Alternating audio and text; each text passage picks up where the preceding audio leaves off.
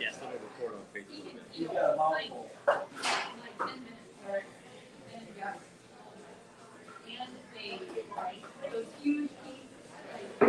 Ready?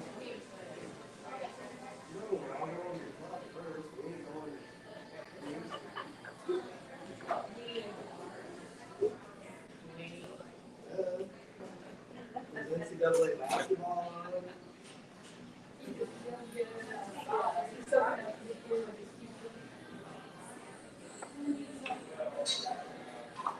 Yeah, see?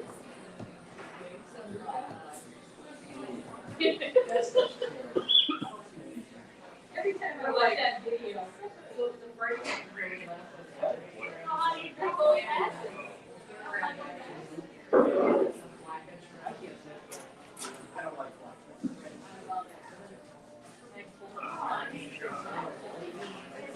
I feel like my shot got shorter.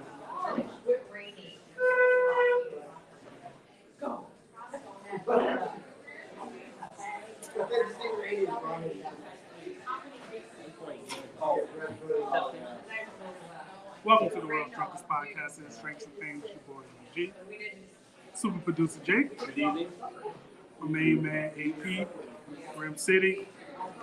Today we got a special guest in the building with us. The man of multiple podcasts. Honored to be here, though. Sports broadcaster.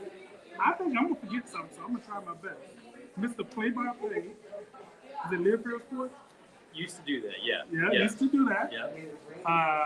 Executive Director of We Will Collective, Sir. Mr. Brent Blum. Cheers, guys. Cheers. I've listened before, so I know how to start. So those who haven't listened to us before the start of every episode, it's customary that we do a shot. Today we're doing Crown Peach. I hope you really enjoy it. And of course, Jake is sitting. Cheers.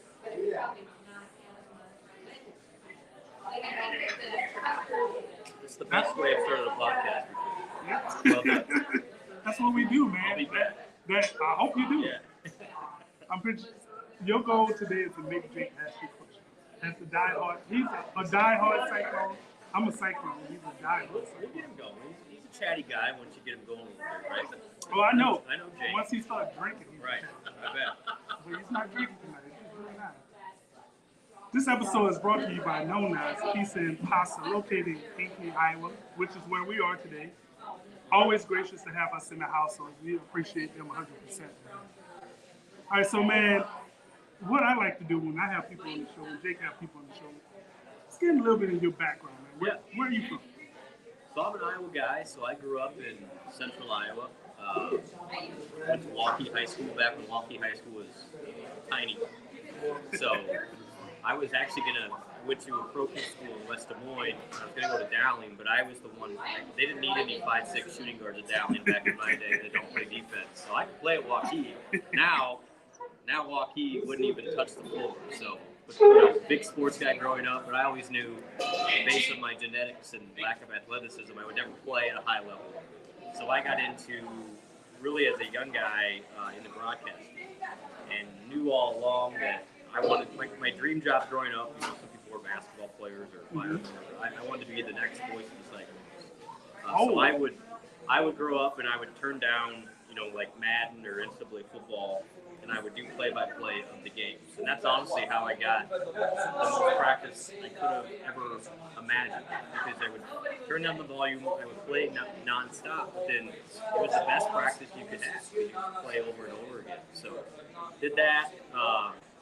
Then went to Iowa State, got on into student radio, student television, interned with John Walters at Channel 5 for a while. Okay. Yeah, he was there for a while, so I was one of his interns junior year of college, and he's literally the best guy. He's a friend, he's a colleague, he's a mentor. I can't say enough good things about John. As a senior then at Iowa State, I officially got hooked up with the Cyclone radio network in Learfield. I was the pre-game and post-game host for their call-in reaction show. And then also Which I always oh my god! And so my first year was Dan McCartney's final year. Oh, that's when we put the bags in. Oh my! And it was some of the calls, and I'm just a senior in college. I've never really done radio before, and on for dear life. But it was interesting, and I also then that winter did play-by-play for women's basketball. And so that was kind of my start in it. Then started working in Shenandoah, Iowa, KMA Radio doing local sports. Shenandoah. You ever been there? No, but what county was it? Is that Henry Hayes. County? Hayes. Hayes County? Yeah. Ah, I was close. It's Probably so not that close. I was doing anything from 1A wrestling to 2A girls volleyball. It was everything. But as a single guy in Shenandoah, not the best place. I lived in No prospects down there? not a lot of Glad prospects. you're married now, bro. Yeah. So we lived a little above a Bretto Pizza. And so I would, and now I'm not a cook at all, so I would like rotate. They had a McDonald's in Shan, they had a Bretto Pizza and a Subway. And I just did it was a rotation based on my meals. But, there was a grocery store in town, but I never cooked. But I would appreciate it more now, but I tried to get the heck out of there, so I applied everywhere. And as luck would have it, I applied for a job with the Orlando Magic in the NBA. And I wrote in a cover letter. At that point, Kelvin Cato had just been released by the Magic, former Iowa State player. Right. And he wasn't even good there. But I wrote the cover letter. I want to be the next person from Iowa State to go to the Magic like Kelvin Cato. The hiring manager calls me, and she's like, or he says, anybody that puts Kelvin Cato in the cover letter at least gets a call back from me. He goes, I'm probably not qualified, but let's chat. It went great. They flew me down there, offered me the job, and I was the lowest person in their broadcast department in the NBA. And this is 2009. So really kind of got a quick start into what the world of professional sports and broadcasting is. I was there for a couple years. Decided Iowa was home, and then I've been back here doing broadcasting is really my hobby. And for the last 12 years, I've been working in marketing and fundraising. So what was your official title in the league? So I was the very fancy broadcast coordinator. So my job, I would go to shoot-arounds the day of games. I would be the locker room reporter after games, and then I was the radio sideline reporter. So where would that content go out there? It was the internal Orlando Magic thing? Yeah, so we had the Orlando Magic radio network. So we probably had 15 radio stations in Florida that were on our network. And so my job was to gather all the audio. So this is 2009, so it wasn't quite as sophisticated as it would be now. Mm-hmm. So my job was to gather the audio that we're doing here and then send it to all of our affiliates. And as part of that, then the revenue side was I would work with our advertisers that advertise on the radio and chop up their commercials and do all the production for the commercials they play on the radio. So it was a lot of grunt work, and they would work you 60, 70-hour weeks, but it was great. Man, it was really fun. David Gundy was the head coach. He was. So it's almost my first. I'll tell you guys a story. My first practice with the Magic. This is September of 2008. So they just signed, if you remember this name, Anthony Johnson, who was a backup guard from College of Charleston, a veteran guy. Super veteran. Yeah, and then their rookie was Courtney Lee, who had just come from Western Kentucky. So there was a running gag with the Magic. They had a backup center named Martin, who was from Poland. He looks like my best friend. Yeah. You know who that is? Oh, yeah. You know who he's talking about, Gorka? The Polish hammer. Polish. Yeah. He looks like Jason. Big, massive guy, like 6'11", 250. His dad's a professional boxer, but incredible athlete. So first practice, Martian says to the new guys, $25,000 I dunked from free throw line. And of course, you're thinking this 6'11" Polish guy, there is zero chance he's dunking from the free throw line. So he goes up, does the whole Michael Jordan, Julius Erving thing, jumps, measures the whole thing, jumps from behind the line, dunks it no problem. $25,000 like that. And then Anthony Johnson, the backup guard, says, double or nothing, Polish guy, you can't do it again. And this time Gortat jumps from behind the line, maybe the longest behind the free throw line I've ever seen somebody do that dunk. Did it again. He made $50,000 on the spot. He comes over to us, who are in the media, and he says, I'm buying new rims for my car. And I'm thinking, you just made 3 times what I'm getting paid per year in that 5 minutes. In 5 Yeah, minutes. 5 minutes. So I was like, welcome to the NBA. He just didn't look like he was athletic enough to do that. No, and that's why he made. Apparently, it was a running gag for every new player. First practice, they would put March in, and so it was his way to make some money. So Because he went to Washington. he after did. that, right? Yep. He was a Wizard guy. But he was at several stops and actually turned into a decent player. But he was in Phoenix for a little bit. But White was the main show. And he was a large man in a 10-year-old's body. He still act like a team. Yeah, I saw him getting a fight in wherever he was. Yeah, he was something else. I mean, he would play a game with us, so I had to wait in the post game every day to interview White. He would stay in the showers for an hour and a half just to see him wait, just like a game. Like, seriously, White, like I've got places to go. Actually, I didn't really know where to go. Places to go and people to see. So it was fun. I mean, 99% of those guys were fantastic to work with. Good experience, but I was there for a couple of years. Decided I wanted to raise the family back here and actually meet somebody. So met my wife in 2011 here in Des Moines. Worked in fundraising at a couple spots here in Central Iowa. And then the last 6 years prior to this new gig, I was with the Iowa State Foundation doing fundraising. So Iowa State Foundation, big fundraiser. It's a massive. So there's 150 employees or so for the foundation. So I was housed in the College of Business, but still was doing some of the broadcast stuff. And that was my hobby, though. So the fundraising stuff paid the bills. And so this opportunity came up last summer, and it's kind of a merger of some of the Iowa State audience that I've known through the media, but then also the fundraising part. What's your favorite thing about broadcasting? Oh man, just the play-by-play. I love the preparation. I'm a nerd. So I love finding that. I mean, the old adage is on radio, it's for every hour you're on the radio, it's 5 hours of prep time. Mm-hmm. And then on TV, it's for every 1 hour you're on TV, it's 10 hours of prep time. So all of those. We're doing something wrong. No, but it's because when you're watching the game, you want to have quick access to information, and so doing play-by-play, it's Taman Lipsy does play. You want to be able to say, Taman Lipsy, 6'1" guard from Ames, won a state championship. And so really a lot of the work is preparing these they're called spotting boards. Those names, numbers, quick stats, quick glance. You can quickly glance at exactly. And so that's part of that's the preparation. It's one, understanding what the storylines are, but then putting that on paper so you have quick reference to it. And I love the process of, especially for a football game, it's a 20 to 30 hour process of putting those boards together, understanding how it works, and then the game becomes just kind of a rehearsal of what you've already practiced. Mm-hmm. Are you superstitious at all? Like when you do a broadcasting routine you do, or? Not really. I mean, it's radio. I enjoy radio more. I mean, radio, it's you are the description. TV, you're just kind of a bystander. You're there to fill in the gaps. But radio, I'd say, is broadcasting in its rawest form. And TV's great.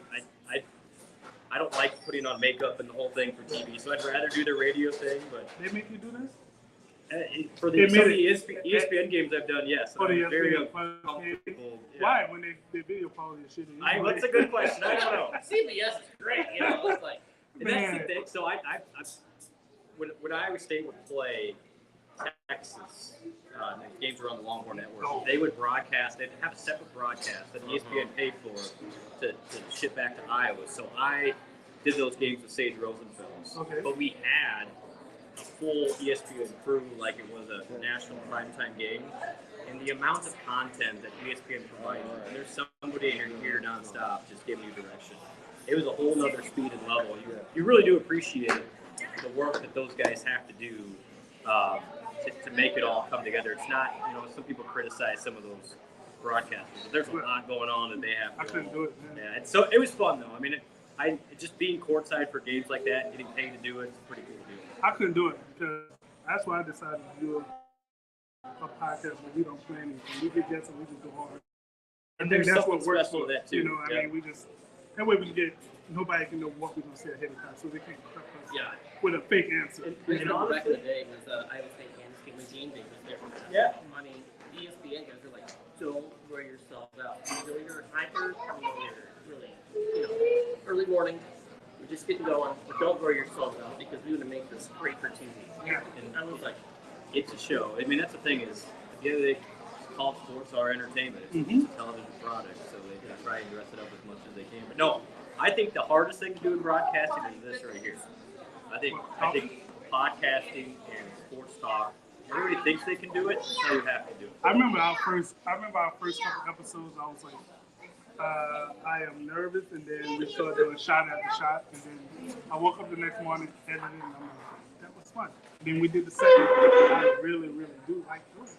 And then as our equipment got better, and we started getting feedback from people were like, oh, when you gonna do another one? When you gonna do another one? And then people said, oh, I want to come on. I'm like, this is a blast.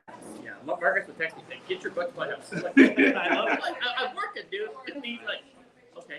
I appreciate you guys. Like, it's Yeah, not it's easy. fun. It's not easy, no. but it's fun. I think it's even more fun when you don't take it too seriously. You know, and you can just do it with your friends and be organic about it, and get guests like you on and that people want to hear from. And that's what's worked for us for the last year. We already on season 2, episode 37 or 39, 38 or 39, somewhere around there. We've still got Jake. And we still got Jake around. The next episode, he will drink with us. Okay. I'll look for that. I might even come to witness that. Oh, you can come and sit on with us. But so this is what I found out about it. If he drink on Wednesday during trivia, he's The not rough day the gonna next day. drink on Thursday. The recovery time is, when you get older, the recovery I'm time. old. Are we the same age? 6 weeks apart, man. Maybe 7. Well, what's your excuse? Drink more than you do sometimes. You do it on Wednesdays. You beat me by a lot on Wednesday. Wednesday, I'm usually a 2 and done. While we getting our, well, we usually win trivia, except for last night. Or we're in the top 3, Yeah, we were dog shitting until some people started pulling out their phones. We were doing good. People getting the back on it. Yeah. Can't have it. I have a quick question. Doing your Cyclone interviews, like the players, versus over the years, it's like some of the best interviews you've had. Like someone you can't wait to interview after a game, like after a big win. The best ever is Niang. Like that guy. If that guy had NIL when he was at Iowa State, he would be a wealthy man. He was a genuinely awesome guy and always gave you an honest answer. I'm partial as well, Coach Weist and McCartney. Right, it's because a legend, and just the enthusiasm, he'd make you want to even if he's like, man, I love this guy. Yeah, he was a real dude. Where he would, even in college when I was covering him, he would remember my name, my parents' names, like brothers. Like he would go out of his way to make sure he knew you, and he was a really good guy. And then Chiswick came in as the complete opposite. Who didn't want? Oh, don't get me started. I mean, I'm a diehard LSU fan, so I like the SEC. Don't get me started. He used it. But He did. On 5-19, He had that Auburn job before he became the coach. That's my belief. They say, hey, go get some coaching experience. I feel like those. That's just me. But even the current guys, Jared Holmes, who was on the roster this year, I didn't interview him technically, but got to know him a little bit. Like, outstanding guy. That guy, I kept telling him he'll be the governor someday if he wants to run. Because he's a local guy. Yeah, and just what you realize is these guys, they're just college kids, but they really are good people. I mean, there's not many bad apples. There's a couple that you run into over the years that you're like, hey, I prefer not to talk to that guy again, but I'd say 99% are really good guys, especially now. The culture of both football and basketball, I understand, is really, really good. And they make a point to, it's yes sir, no sir. And now they're making me feel old. Like I'm not a no sir type of guy, but they do it the right way, and they're enjoyable to be around. So that's part of the fun of not only the media work, but then also this new gig is these guys are super appreciative and grateful for all the support from the fans. Well, team at too this year. I'm going to be a freshman, but growing up in Thangs, and being around all this life, he's mature beyond his years. Yes. I mean, he's like 19, going on 30. Yeah, you would not realize that he's a super kid, and he'll win a lot of games at Iowa State, and that's really, really neat to be around too. When I watch him play, we were just talking before we came on there about Monty did shoot Nope. He dished about 10 That's one of my favorite stats. Fred Hoiberg as a freshman shot 25% from three at Iowa State. Now, he's now probably one of the best shooters in Iowa State history, and in the NBA even. So you can get better at it. I think people writing out Taman just because he wouldn't shoot as a freshman, I think that's a little bit early. You know who was the worst interview I've ever had? No, yeah. Oh. Hey, Marcus, he's a friend of the show. He's a regular. Come He's on. a friend of the show, man. He's the worst. Come on, JR. But I'll just, well, he was before he had something else come up, he was going to be with us tonight. Yeah, He had something else come up. I know he's a friend of the show, and you guys. I would say is so fortunate that he's been part of this foundation. Man, sky's the limit for him. Whether here or elsewhere, whatever, he's an awesome guy. I hope not elsewhere. Me too. Somebody, anybody would be lucky to have him, though. I'm sure. He's a good dude. Yeah, I'm around for. I hope. Yeah, JR. So don't go anywhere, my man. Oh, he can leave whenever he wants. I don't like the ugly fucker. He can leave whenever. That's my guy. What else you got for us? He's going to be texting you in about 5 seconds. He probably sleeping somewhere.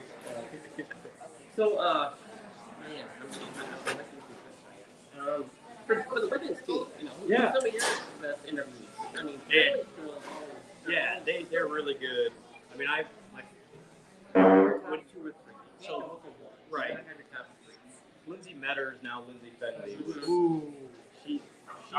The great thing, and it's a lot like her father-in-law Bill. You would ask him one question, and 3 minutes later, and you would dunk the interview. You would keep going. Yeah. It's great. I love those interviews. Like I don't even have to think about it. And then I enjoyed. I was the play-by-play guy of the year. Bridget Carlton was her senior year, and man, she is such a cool person. Family's great. That was honestly of all the teams I've been around. That year might be my favorite, just from a play-by-play standpoint, because they were good, they were awesome to be around, and then Bridget was a superstar, and just we had a great year with her, and she was just locked in all the time, and a great media interview, and just an awesome person. Do you ever get to the point like when you've been around these people, you're like, you have a job to do, but then I kind of want to get in the space. Yeah, absolutely, and that's always my thing too. Is like, I think the more you're in that circle, you're like, gosh, just the more you don't want to just bother them. Yeah, it's like they have, especially in college, they got you're around and they're going to study hall. I mean, they are doing college responsibilities. That was my thing, even in the NBA. For the Magic guys, I'd be around them a lot, and it was never like, hey, I'm going to be a fan of you. It was just, hey, we're doing our job. Be a fan, we're done. Yeah, I didn't want exactly. When we're done, I'll leave you guys alone.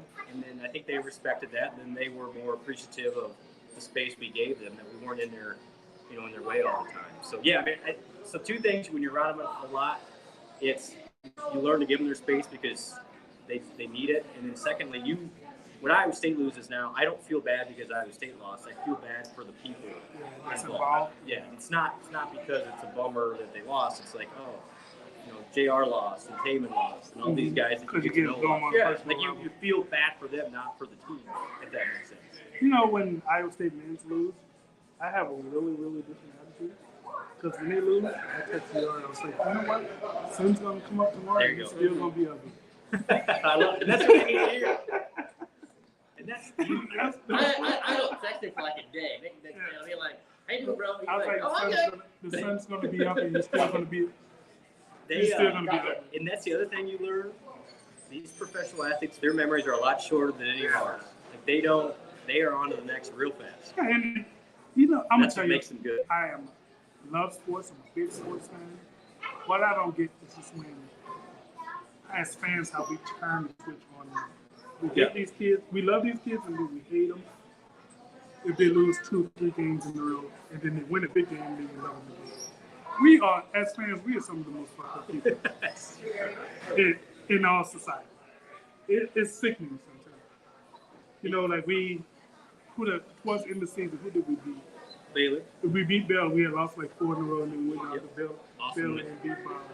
And everybody was like, "Oh, these kids are so great." You were not saying that for the last 4 years. Right. And that bothers me. And that not only as a fan, but as a friend of one of the coaches, it just bothers me. I'm like, these are 18 to 23-year-old kids.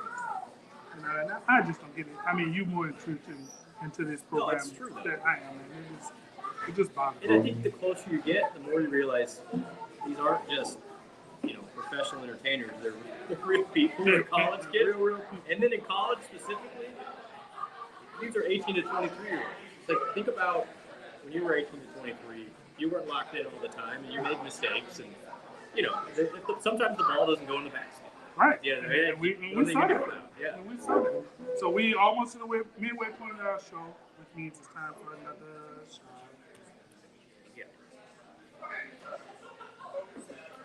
I feel like I'm in college.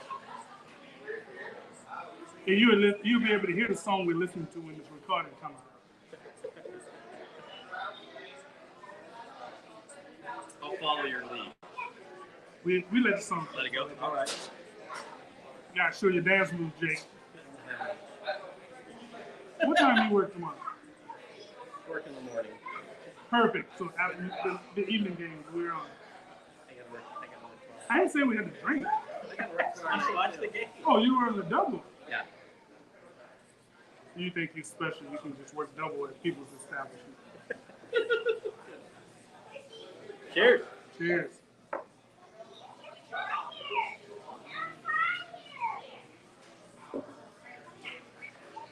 So let's move on to what you're doing now. Yeah. Executive Director of We Will Collective. How did you get started in this? Yeah, so that's a great question. So I'll just kind of give you the rundown. Essentially, when NIL became a thing in summer of 2021, when the legislation came, and the schools in the SEC figured out pretty quickly after that, instead of just doing these one-off autographs and T-shirts, let's actually just pool all of our donor resources and then distribute them all to the student athletes. Iowa State was behind and kind of formulated this thing in January, February of last year. A couple of business guys in Ankeny were thinking about doing something similar. The SEC schools were raising, like Tennessee and Florida and Alabama and Georgia raised a couple $1 million real fast. Like it was almost overnight. A&M was a big spender. And then Texas got involved too. And so Iowa State was thinking about this. And then Tyrese Hunter in April of last year leaves for Texas for, and I don't know exactly. I know the number, but right, yeah, a lot. there was NIL involved. And then it was kind of a moment for everybody at Iowa State. Well, if we don't get our stuff together, then this is going to keep happening. And so they kind of went into overdrive. So there's a couple guys on the board that formed the thing. Some of them were in Ankeny, one in West Des Moines. And then they approached me last summer, realizing that these are all successful guys in a full-time job. And in order to make this thing work, they needed somebody to do the day-to-day, interacting with donors, doing the follow-up, working with the student athletes, working with the nonprofits to make sure it all functions. And so with my background with the media and hopefully being somewhat credible with the Iowa State fan base, and as well as with the foundation and fundraising, they said, "What, would you be interested?" And I was like, I wasn't totally sold because I was a big believer in the power of education above all else. And so I didn't want to devalue that part of it. But then you get to know some of the guys. I mean, J.B. Pollard was supportive, Matt Campbell was supportive, TJ was supportive, Bill Bentley was supportive. Said, we need you to do this for the betterment of what we're doing. Yeah. So I was like, you know what? All right, we'll do it. We'll take a leap. And it's been phenomenal, more than I could ever anticipate. So I started August of 2022, and then we've gone, guys, from when I started, we had about 100 donors, and now we're close to 2,000 donors. So it's been great. Now, the issue is everybody else is raising money too, but now we're at a point we're hopefully going in this off season where we have a foundation built up that, if the Tyrese Hunter situation comes up again, we'll actually be able to. We were not around last year when that happened. There's nothing Iowa State could do about that. Now we can do something, and it's because of the donors and all the momentum we've been able to build up. And what I have found out in working with these student athletes is a little bit does go a long way. I'll just give you an example. Iowa State's got a player that could have gone to the SEC this past offseason, had multiple mid-six-figure offers to go to the SEC. But he loves it in Ames. He loves his teammates. He loves his coaches. We were able to give him a little bit, not even close to what he could have got somewhere else, but a little bit to stay. And he knows his best chance to make the NFL is to remain in Ames, in the system with his teammates. And so, but he just wanted a little bit to feel valued, and that's what we can do. Right. And I think and I don't even want to speculate. A lot of people don't know the purpose of NIL. So just explain that. You've been in the background. What's the purpose of NIL? Yeah, so for the longest time, the NCAA, even though these guys basically have full-time jobs as student athletes, they are working, 40 plus hours a week. They could not get paid for it. They could not have part-time jobs. They could not do anything with autographs or pictures or T-shirts. And so the NCAA finally acquiesced and said, all right, you can have some of this. You can have your name, image, and likeness involved to get paid for it. So this all kind of stemmed from, back to the video game conversation, Ed O'Bannon. Ed O'Bannon. Yeah. And that's Charlie has a son. No, is that Ed or Charlie has a son that teaches? I think it's Ed O'Bannon's nephew. I think Yeah. it's Charlie's. Yeah. Charlie's. But yeah, same family. And then he had a lawsuit that came to the court system and he won. And it was that point when NCAA was like, uh-oh, we're going to have to start shifting around. So what it started out as is, it's a $500 autograph here, maybe $1,000 deal with a local auto dealership or a restaurant. But then these collectives came in together and said, all right, well, let's just do all this stuff. And then we'll have donors. There's two different ways people are doing it. So either having subscription services, so you sign up for a website and then you'll get a T-shirt from the website or you'll get an autograph from a player for a monthly contribution.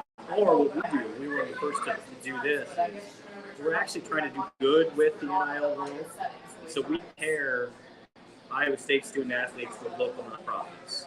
In exchange for them participating with the nonprofit, we then compensate them for their time at the event. So I'll give you an example. This past September, October, we did a basketball camp with the entire Iowa State basketball team, and it was a free clinic for Boys and Girls Club, Big Brothers, Big Sisters, and the Des Moines YMCA. We had like 150 kids that ordinarily would not be able to afford to go to a basketball camp with the Iowa State players. It was completely free for them, but we were able to compensate them, the Iowa State basketball team, to be there to give the clinic. And so we're thinking, we take the donor money, we give to the student athletes, but we can also do some good of having them engage and interact with the youth in the area. And then for the youth, it's great because it's a chance they may not have ordinarily gotten. So, Right. Again, ultimately, our goal is to keep Iowa State competitive by maintaining a competitive roster through NIL, but we can also do some really cool stuff to impact the community as well. So, you have a lot of people that totally against this thing. Yes. Oh, they're getting free education. Why should they pay? Can you just reemphasize that it is not the school itself that's paying these athletes? This money comes from private. Exactly. So, let me give you some numbers. And my feeling on this has shifted a little bit. So when I graduated Iowa State in 2007, Iowa State's athletic revenue was $30 million. With the new TV contract coming next year, Iowa State's athletic revenue will be closer to $120 million. Who has not got any compensation in that time frame? None of the players. Right. So what you're seeing is the expenses for the schools haven't changed. They're still doing room and board. They're still doing scholarships. So that's the same. So they're still getting the education. But what you're able to do now with this NIL world, and a lot of schools are doing this, they're essentially kind of rearranging their finances where if a donor used to give to the annual fund for the Cyclone Club, now athletic departments can say, you know what, you can do that, but you can maybe give it to the collective too to help out the players. So I don't know if the funds are going to change a whole lot. It's just rearranging to help out the student athletes who are putting in significant time, full-time job. And by the way, they don't get medical benefits, and they don't get retirement benefits. A lot of these guys go through a lot. I mean, they get injured. And I've talked to some former players who are super supportive of it because they're like, you know what? When I was at Iowa State, I blew out my knee. I've never been the same since then, but there's nothing they can do about it. So if I get paid a little bit, it at least alleviates and I feel a little bit valued there. So, but I'll say the education is still a part of it. I'm a big believer in higher education. It's just, in my opinion, giving these guys the opportunity to make a little bit more because they can't get a full-time job. It's long overdue. Oh yeah, look how much money. How many people? Let's just go football. How many seats are this game? At Iowa State, 61,000. 61,000 times. We're not even going to see the ticket holder. Yep. That's the average of the seat. $40. That's going to average 37 in those players. 61,000 times 37. Oh, Jake's putting on his coach. For 7 games. You're right. I mean, that's. What's that number, Jake? And You mean 72? and Those that's- kids can't get it. Well, and the Couldn't thing get is, a dime guys, before? that is small potatoes compared to the media contract. Woo! So the Big 12 is now going to get upwards of $60 million per Well, year. is that's what the new deal, right? Yep. So again, it's not to say that Iowa State still has needs, and that's why Jamie's been great. We're a part of the conversation. We're not the only thing. I mean, they still have to pay the coaches. They still have facilities. They still have the academics they're paying for, all the support staff, the training, the nutrition, the weights. So it's not an and or, but I think at least giving these guys the opportunity, if donors feel that we can do good for helping some of these guys out, it's worth it. Let's give you a couple stories. Iowa State's Anthony Johnson was there for 5 years, awesome kid, but grew up in no means in St. Petersburg, Florida. So his family growing up, he would go from motel to hotel to motel with like 5 of his family members. Did not really have a home. His parents had never seen him play a game at Ames until this past year.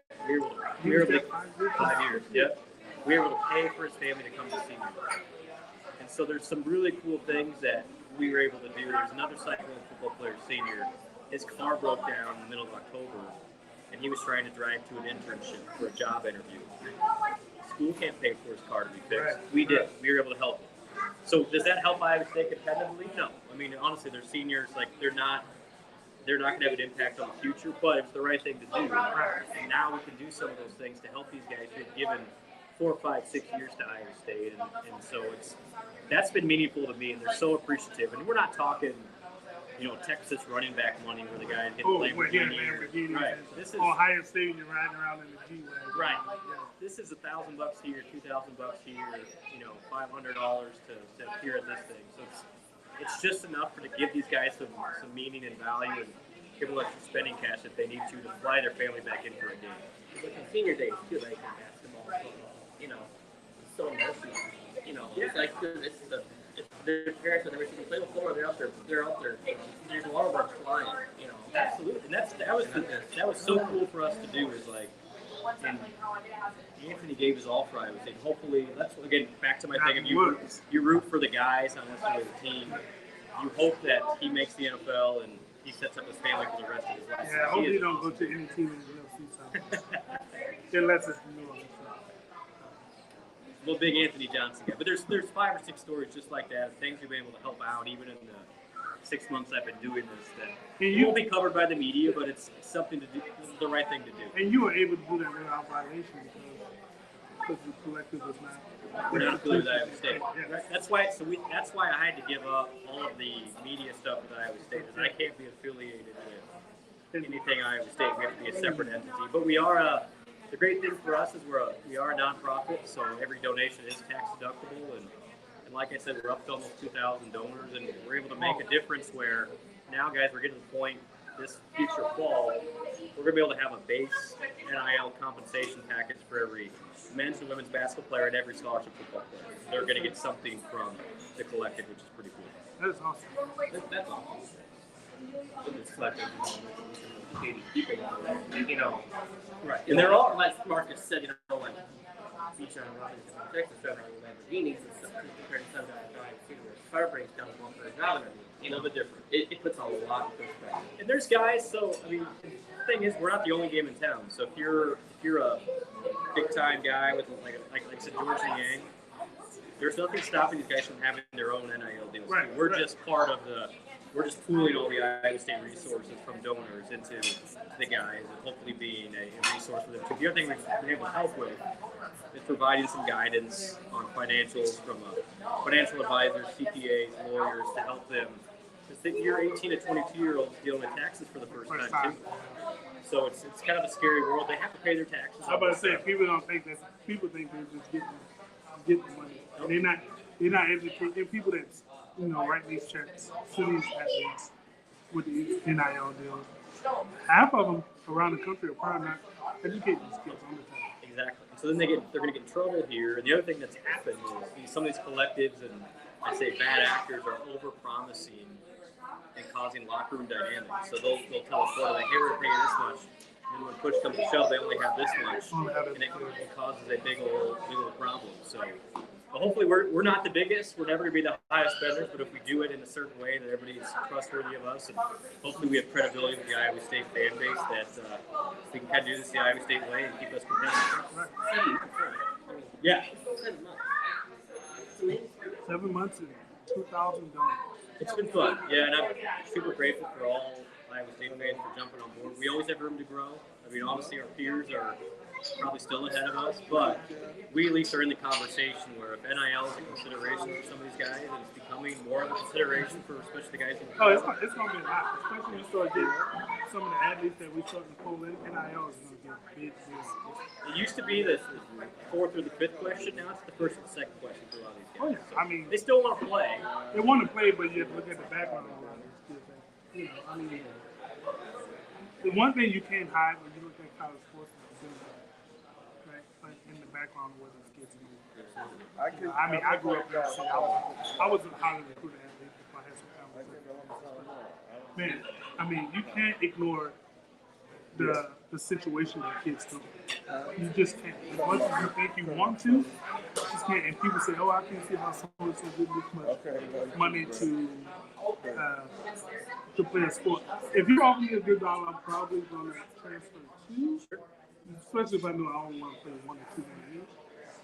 I'm following the money. I mean, if I'm in, have the obligation to help my family out, you have to do it. And you only have so many years to play. Like, yeah. So you got to get it while you can. These guys, I keep coming back. These guys cannot get full-time jobs. It's impossible. So it's long overdue that they get a little something. And I'm glad, hopefully, the way we're doing is to get benefits some of the Central Iowa youth in the process, some of the nonprofits. And it's not the perfect protocol of sports. I mean, ultimately, should these guys probably be being paid from the conferences or the institutions? Yes, but we're going to get there eventually, and this is a step in that process. Yes, it's been good. It's been fun, and it's if you would have told me 5 years ago I'd be in this world, I'd say you're crazy. But I've really enjoyed the best part of it has been really interacting with the student athletes of how grateful they are, even for a little bit. And then, like I said, the donors have been awesome. They understand the vision and trying to figure out. This won't last. Yeah, this won't last forever. I do think this will get regulated at some point. But in the short term, it's already good. And there's no with the coaching. Yeah, and then there's no, at least in the NFL and the NBA, there's a salary cap, and there's transactions. Everybody knows what everybody's getting. We have no idea. There's just rumors. So honestly, if you're a student athlete, and I know some have done this, not at Iowa State, but you can basically leverage collectives against each other. Because nobody. So and so offering me this much.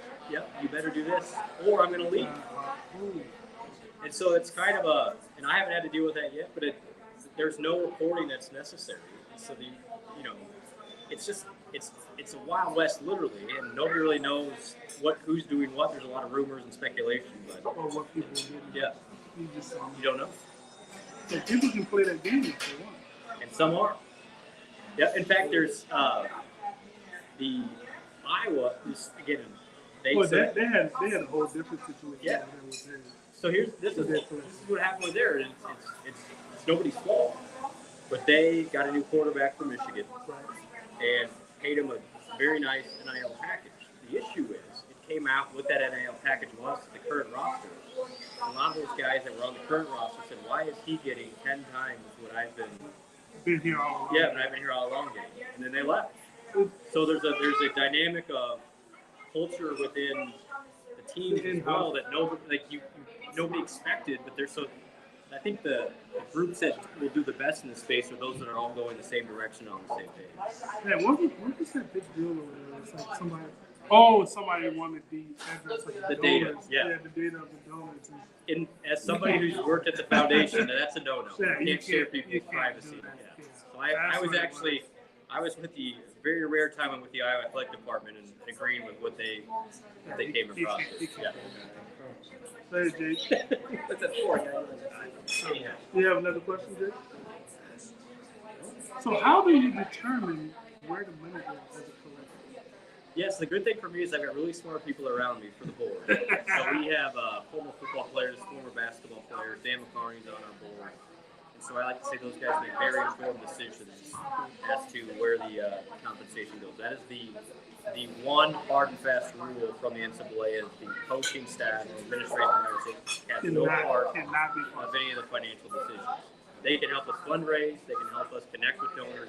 They cannot be part of any of the financial decisions. So our board kind of takes information from various places and then they decide based on the needs and demands for each guy.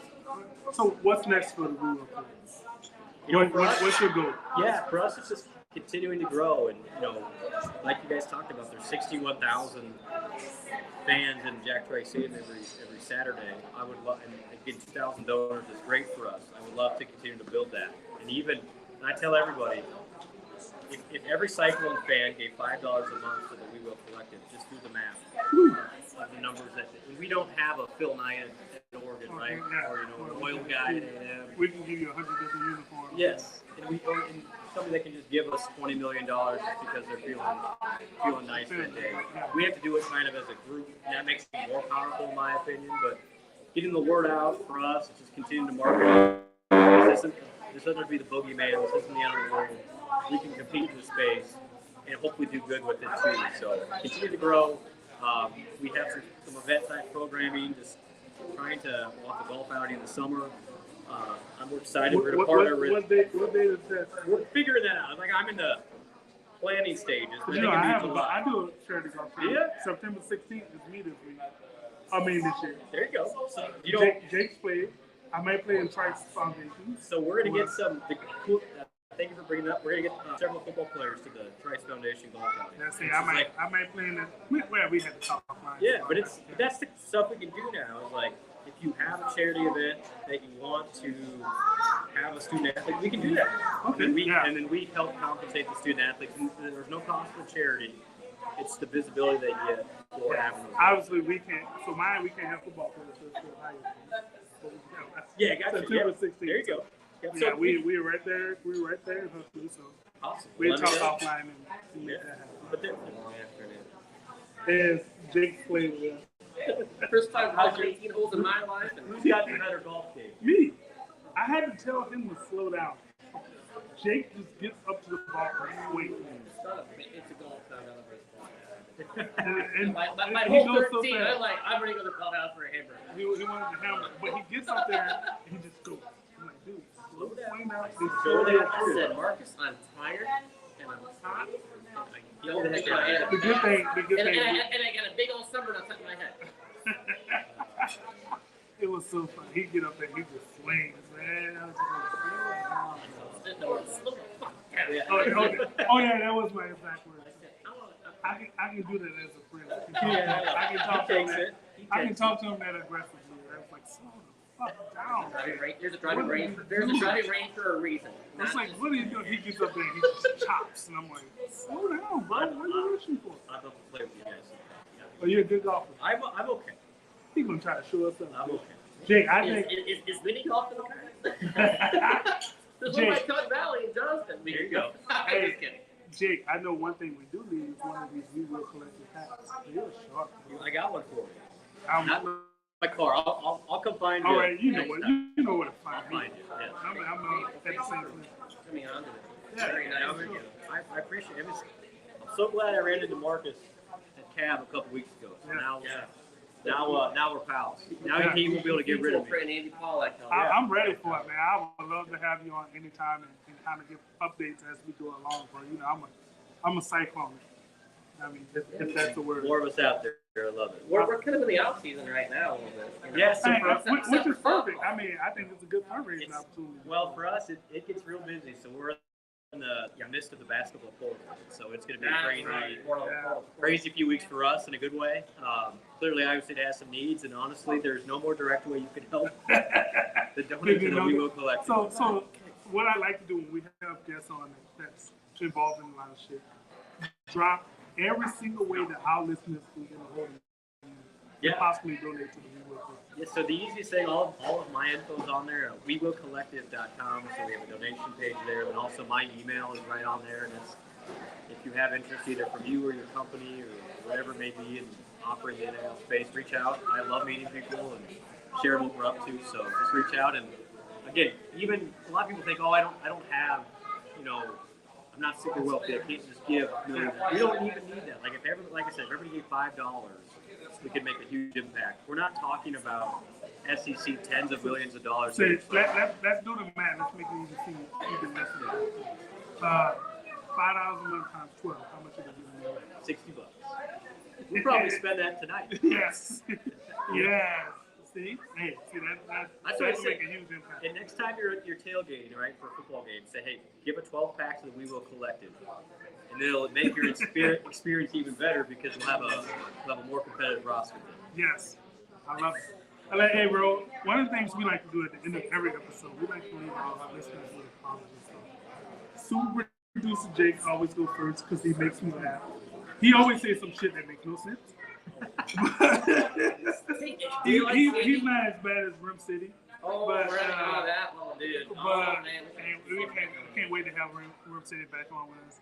So, Jake. Hey, these get longer now. Daylight savings time. Gotta get outside and burn off the winter fat. Go to the gym, take a walk, do some sit-ups. So, I don't know. I'm just. This dude. We're going to go do some sit-ups tonight. This dude crazy. All right, you, brother. What you got for me? Man, I would just say embrace every day as a new challenge in a new way. And my favorite quote, success isn't a straight line up. So there'll be ups and downs, but keep on plugging. Hell yeah. For me, it's, don't wait for people to give you a seat at the table. Build your own. It's the World's Drunkest Podcast. Brings super producer Jake. Not everyone. Special guest Mr. Brent Blum. Thank you, guys. Pleasure. Yeah. I'll be back. Yeah, from my man 8, Rim City. I'm your boy MG. Thanks for tuning in. Be sure to subscribe and like us anywhere you find your podcast. The World's Drunkest Podcast. Thanks and things. We'll see y'all next time. Peace. I'll take some donuts too. And shout out to Anonymous for having us. Peace. Woo, that was good. Fast. That was fast. That was a fast. Hey, dude, we try to stay right close to our I'm gonna piss him to wrap up and then piss him and pack up. What we got? All right.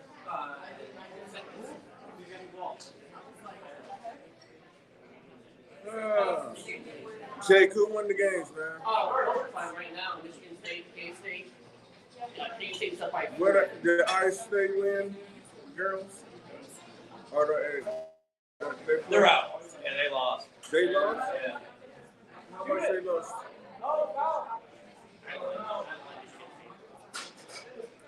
Wrong game. Michigan State didn't win. I mean, Ohio State didn't win it. I mean, Iowa State. No, their girls lost too. So the only team left is the Iowa girls. That's what I mean. Yeah, they play tomorrow. Oh. They play tomorrow. Yeah. Man, I was hurting, Marcus. I know you were. Shit.